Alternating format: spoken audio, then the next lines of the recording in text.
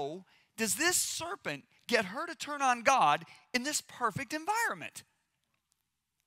Because if we can understand how the serpent gets her to turn on God in this perfect environment, we can understand how he can get us to turn on God in a corrupt environment. So I started praying. I said, God, you got to show me what really happened here. So let's look at it. God creates the heavens and the earth. He doesn't create a garden. He plants a garden. I've been in some of the most beautiful gardens in the world. And let me tell you something, men and women can make gardens. But can you imagine what God's garden looked like? So he creates this man, and he says to this man, you can eat from any tree in the garden. Now that's his generosity. Now the reason most people don't see that as generous is because they think there's just 2 trees in the garden. Now horticulturists tell us that there's over 2,500 different fruit-bearing trees known on the earth. I have to believe there's at least one of each of those trees represented in that garden. So you know what God's saying to him? Hey, Adam, you can freely eat from 2,499 trees. That's his generosity. Okay, now let me ask you something. Did you wake up this morning? Did you have covers on you? Did you have a roof over your head the last couple weeks to protect you from the rain? Did you eat food? Did you drink clean water? Did you come here to church tonight and meet with some friends? I mean, I could go on the rest of the night about all the great things that he's given us. That's his generosity. But then God says, I don't want people that are forced to have a relationship with me. I want people that can choose to have a relationship with me. You understand what I'm saying? I mean, I look at Jensen, Lisa and I, we love Jensen and Sharice. You know what? Nobody pays Jensen to be my friend. Nobody forces him to be my friend.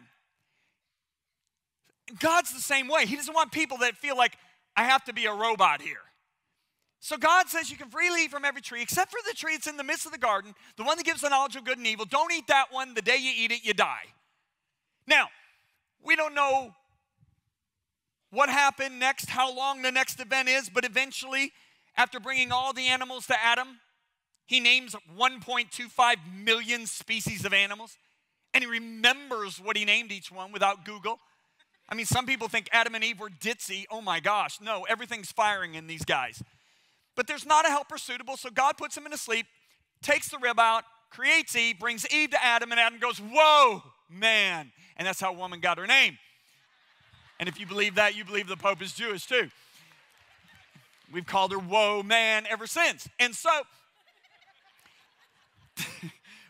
now we don't know if the next event happened 3 years later, 100 years later, 1,000 years later. But the serpent targets her, and there is a reason for him targeting her. Okay, and I'm going to show you in a minute. Now, first thing is, I believe animals talked in the garden. Okay, why? Because Eve wasn't shocked by a talking snake. And secondly, a few generations later, when Balaam's donkey talked, he didn't faint. Because probably oral tradition said animals talked in the garden.